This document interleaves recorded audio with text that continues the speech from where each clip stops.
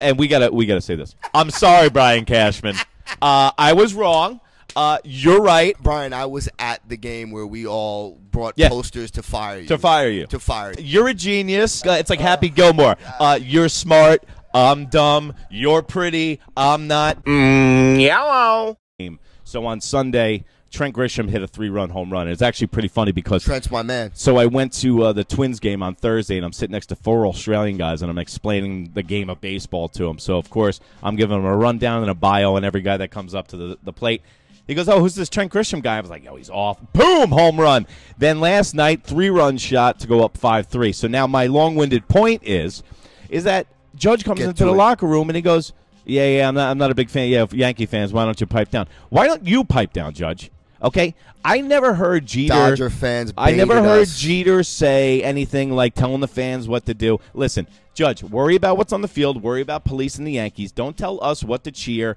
And if you're going to charge $125 for a ticket, you should be able to say whatever you want in the stadium. Now, my boy Damien has a little bit of an inside baseball, no pun intended, because he's saying that the chant wasn't coming from the Yankee fans. Dodger fans initially started it, and then the half-ass Yankee fans that don't pay attention started jumping out, hey, we want Soto. And no, that's not the case. You get a lot of tertiary fans, especially with a high-profile team like the Dodgers showing up. And it's the same on the West Coast. Like, I did the Giants series, and it just, people just don't know baseball. Yep. And I hate to be that person. Like, well, Susan, people just don't know baseball.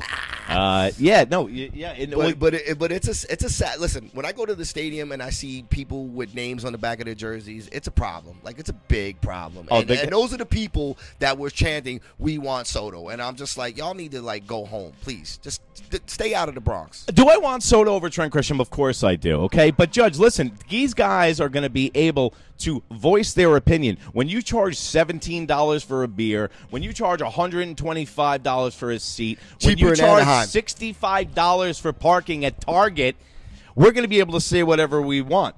The names on the back of the jerseys at Yankee Stadium. Let me give you guys a little tip. You're slapping tradition in the face, America. I don't want to see you wearing a Jacoby Ellsbury jersey, number 22, okay, at the stadium. I saw a guy last night wearing a Babe Ruth replica jersey where it looks like a hockey jersey.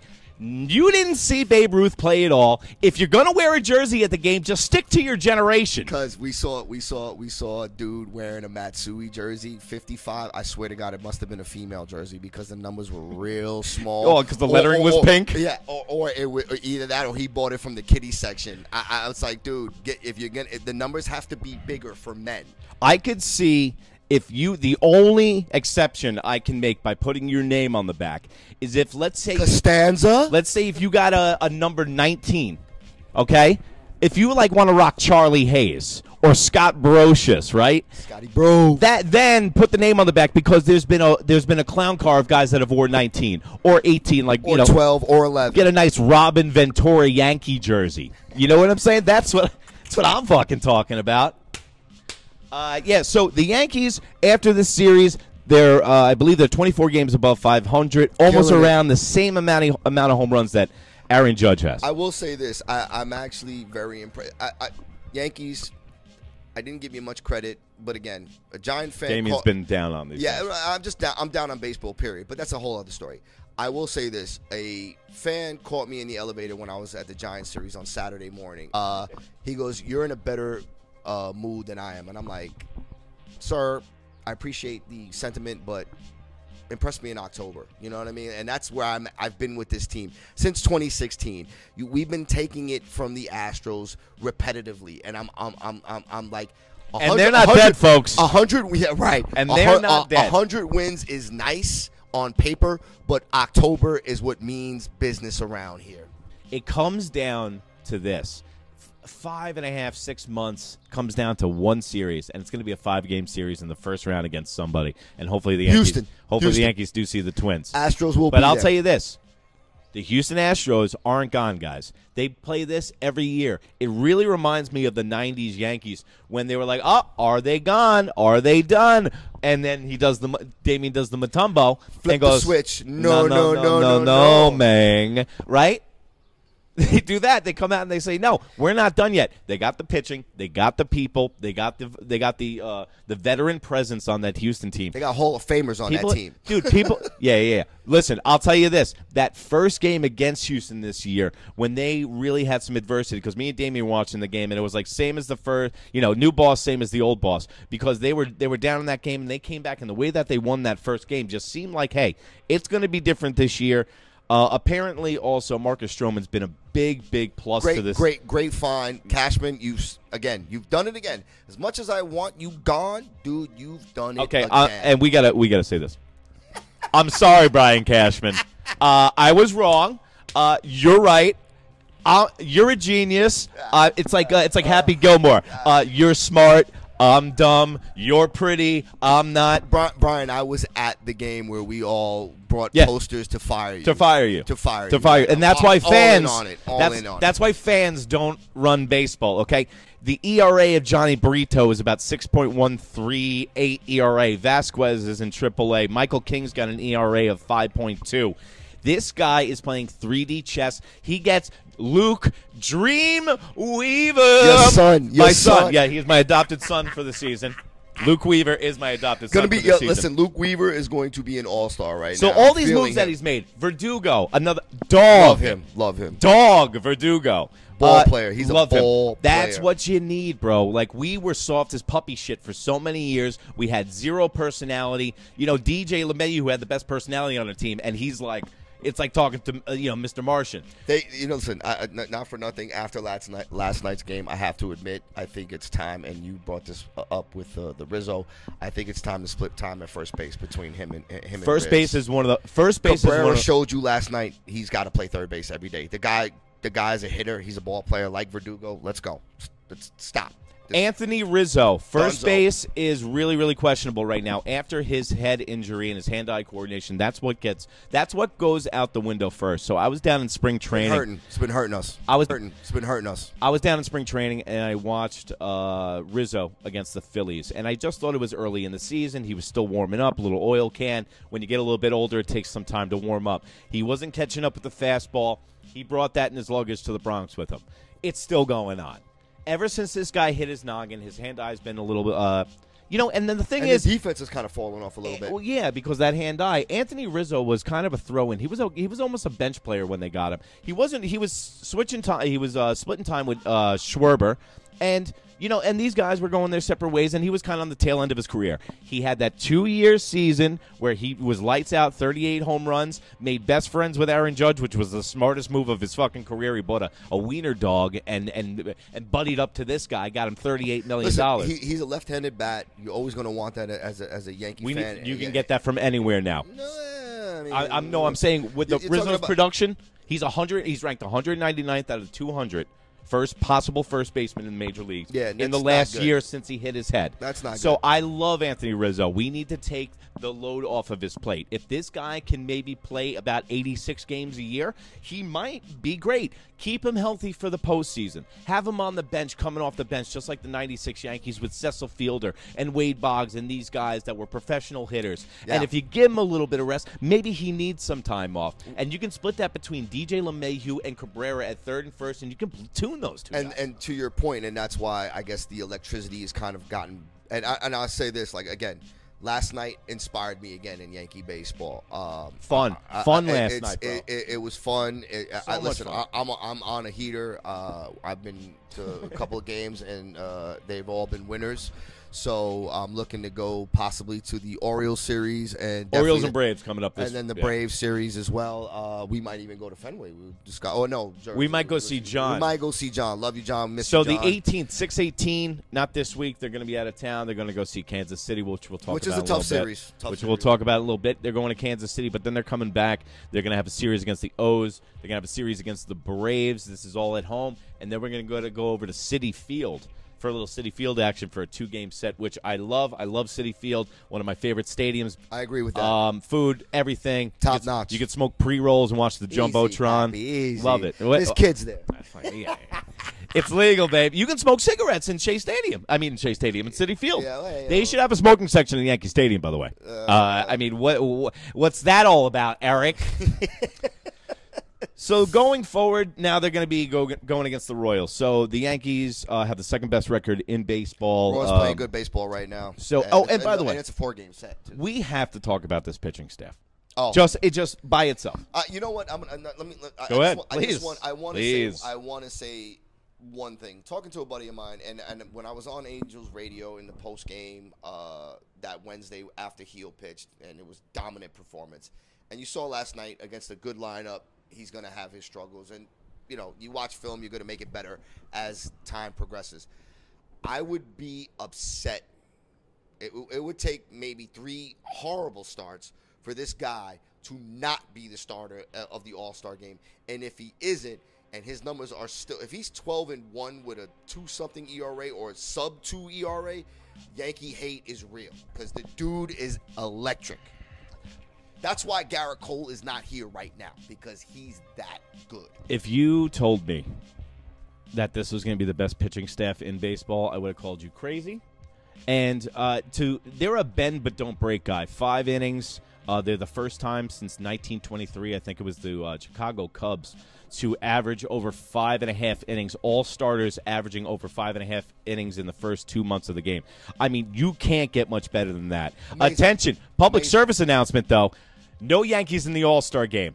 The All-Star game no longer exists for the Yankees, okay? There is too much money, too much capital. Nobody cares about the game, and it does not actually tell who's going to be home field for the World Series. MLB likes to spread the cheese. Because all we need is Luis Heel. And it's like, Luis Heel in the and he comes up a little twingy, and he can't play for the Yankees for the rest of the They did it to us when Matsui should have been Rookie of the Year, and they gave it to Angel Baroa. They did it to us when that year, was it 2016, when Miguel Andujar had amazing numbers, and they gave the one that got away. They gave it to Ohtani, who, by the way, missed the whole month of September. So Yankee hate is real, and I'm kind of sick of it, and that's part of the reason why baseball is like a downgrade for me. But going to the game last night brought it back, and I'm all in right now. Let's go. Yeah, it's so much fun. Like, when I got home last night, I was like, man, I really had a great time at the stadium last night. Oh, yeah. I mean, I saw Jake Bauer play 23 games in right field last year, and I wanted to hang myself. So as far as the All-Star game is concerned, I don't think any Yankees should play in it. I think it's completely useless. I know that's Farsi. I disagree with you there, because when you have let's just say, for instance, you have 7 guys of your starting 9 out on the field, or 5 of your starting 9 out on the field. That shows your dominance, and that puts it in the league's head around the league that this team. How many guys come back from the All-Star break? Their swings fucked up. They don't have rest. That's the home run derby, my man. That's the home run derby. Yeah, listen. Would you rather your team have 5 days off in the middle of the season, or would you rather them go and be ambassadors for your team? Don't you think the people know about the Yankees enough that we don't need 5 Yankees in the All-Star game? We can have 5 Royals. We need more money, Eric. We need more money. Of course we do, Damien. It's the Yankees. No, but listen, you're going to bring our guys there. They're going to not get days off. You don't want Judge's 13. Listen, you don't want Judge's 13-size foot. You don't want Judge's 13-size foot up on a nice little ottoman for about 4 days. You don't want Soto. Yeah, well, that's anything but baseball. Hanging out with Roma. I'd be like, get out of baseball mind. Don't even think about it. Go down to the islands. Odell Beckham. Yeah, have a boat party. Oh, Jesus. Hey, I got some Timberlands, man. We go out on the boat, no? Yeah. So the Giants do have a big problem, because I was in Yankee Stadium the other night, and they put the Giants out on the Jumbotron, and no one clapped. They didn't make a sound. But I'm a Jet fan. We're on the hype train. We got a 41-year-old quarterback on the heels, no pun intended, of an Achilles injury. I don't like it. We got a great defense. Robert Saleh is completely overmatched. Daniel Hackett might be one of the worst. Never liked that hire. Might be one of the worst offensive coordinators in the NFL. When you have to get a helper to help your offensive coordinator, just get rid of the coordinator. Just get the helper, right? Like, that's the thing. So the Jets, they have a great defense. They're going over. I'm thinking about going over to the Niners. But do you think it's going over to the Jets-Niners game for the first game of the year? Oh, I was like, you were jumping to the Niners train. Oh no, like, dude! What are we doing here, I almost actually. That's funny. I have a story about that. I almost jumped to Seattle. after Legion of Boom. I watched the Beast Mode run when they had 6 wins or whatever and made it to the playoffs and beat the Saints. And by the way, phenomenal. Yo, it was a 4.7 magnitude on the Richter scale when he actually did that run. So the Jets, by the way, so 7 wins. Put your money on 7 wins for the Jets this year. The hype train. Aaron. Oh, and by the way, we get a quarterback that's a backup who gets hurt when he sees his own shadow. So that's great. Everyone's like Tyrod Taylor. I like Tyrod Taylor. Cannot stay on the field. Couldn't stay in Buffalo. The only reason there was Tommy Cutlets is because Tyrod Taylor can't stay friggin' healthy. Yeah, Tyrod is a little slippy with the ball. He needs to not take the unnecessary hit. That's his biggest problem. Throw the ball away. Like when you roll out, they put that rule in so you don't get hurt. Roll out, throw it away. You don't see it, throw it away. Don't try to be a playmaker. Just throw it away and save your body for the next down. Save it for the team. It seems like when he gets close to the sideline, he starts making stupid decisions. Horrible decisions. He doesn't have that frame, man. He's not the Cam Newton of the world.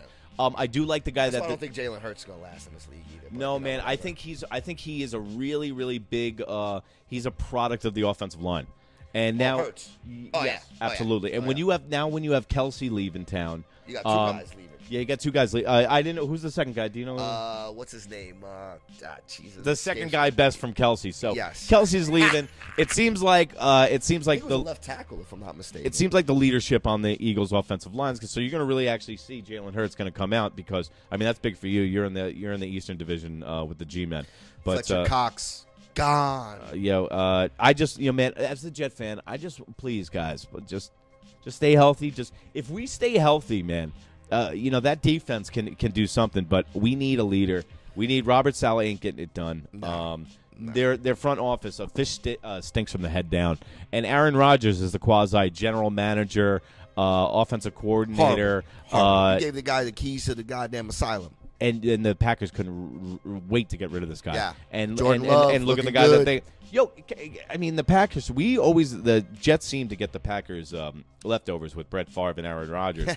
So, Love will soon be a Jet fan in about 25 years. But no, why aren't teams trying to follow these guys' formula? Because whoever they get, they usually plug and play. 3 years, sit down. That's typical Jets, though. That is typical Jets. Yeah, we could fuck up a peanut butter and jelly sandwich. That's the organization that I hitch my fucking wagon to. Yeah. That's why I love being a Yankee fan. It's because they actually have some winning in their life. Winning. All right, guys.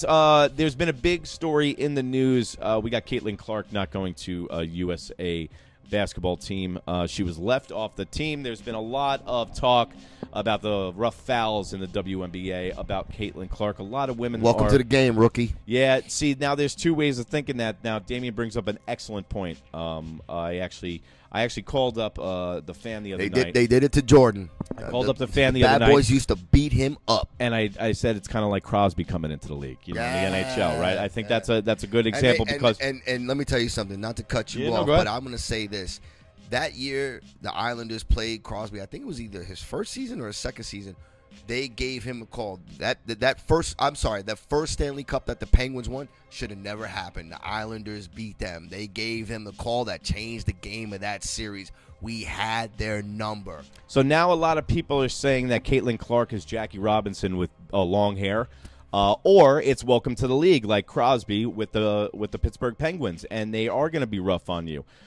As far as I'm concerned, when I saw the physical games, but when I saw that penalty where pretty much it was blown dead. She was inbounding the ball, and she went out of her way to try to hurt this chick. Jealousy is a stinky cologne. The WNBA, as an outside guy who doesn't really, I started watching last year because the Liberty were pretty good, but as an outside guy, they come off as fickle, they come off as petty, they come off as jealous.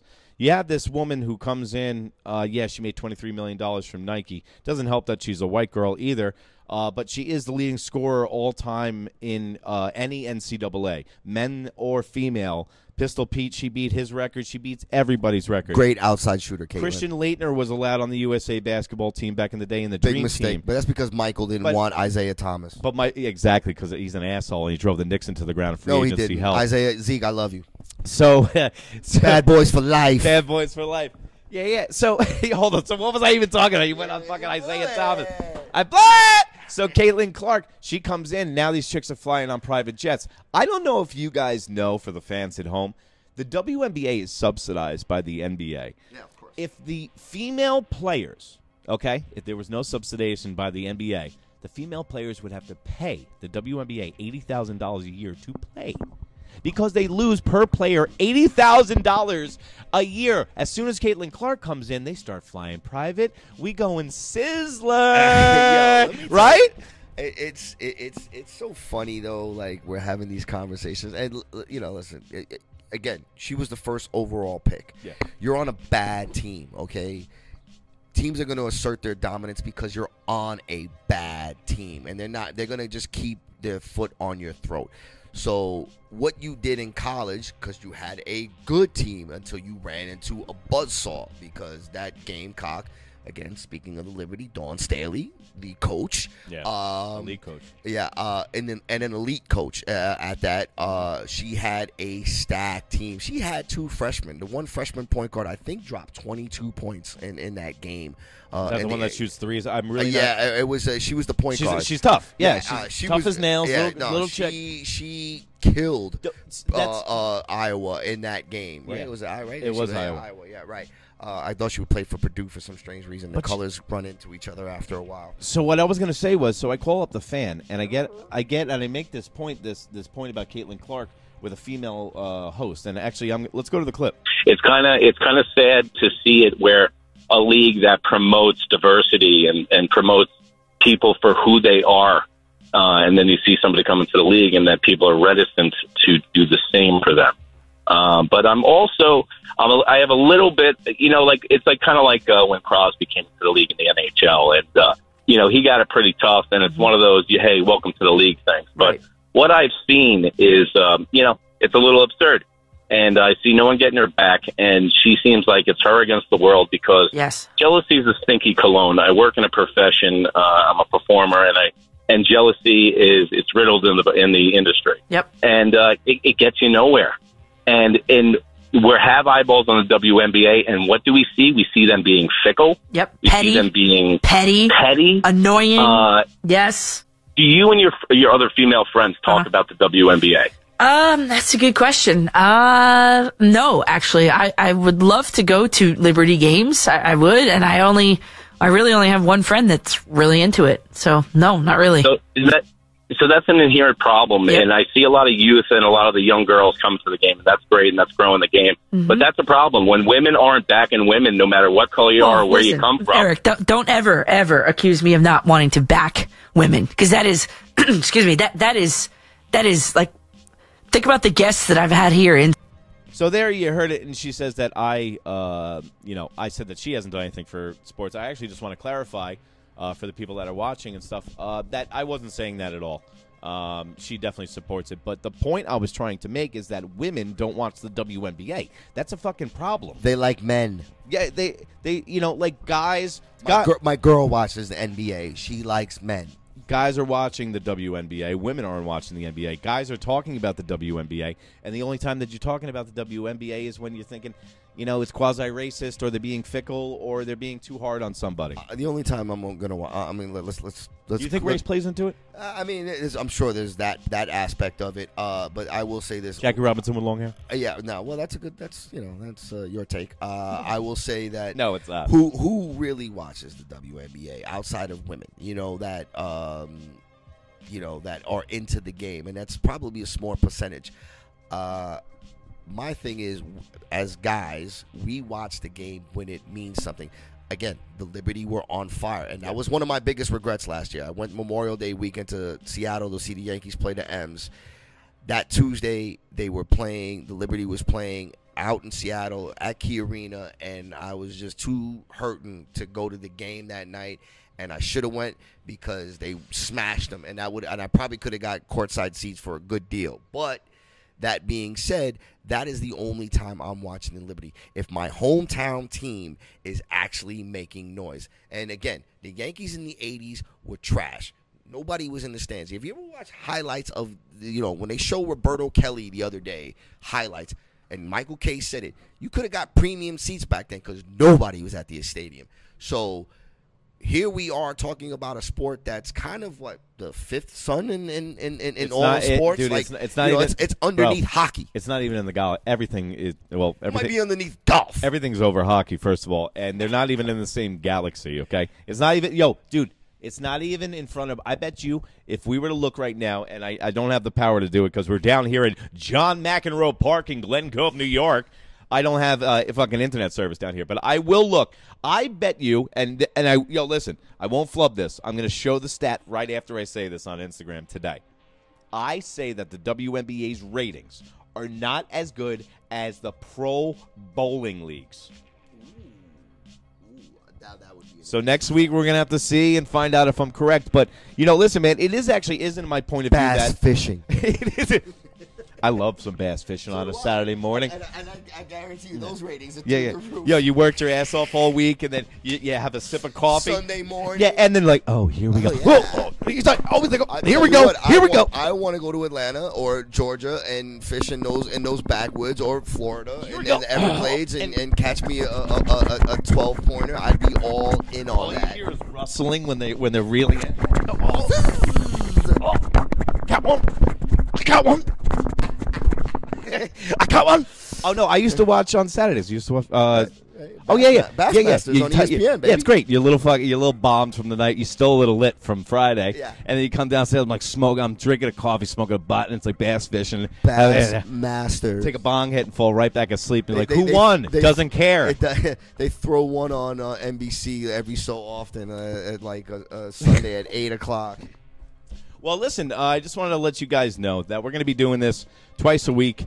New York Minute Sports. You can follow us on Instagram at New York Minute. That's NEWYRKMIN. We're going to have all of our posts up there. We're going to be on YouTube at New York Minute Sports. Check us out over there.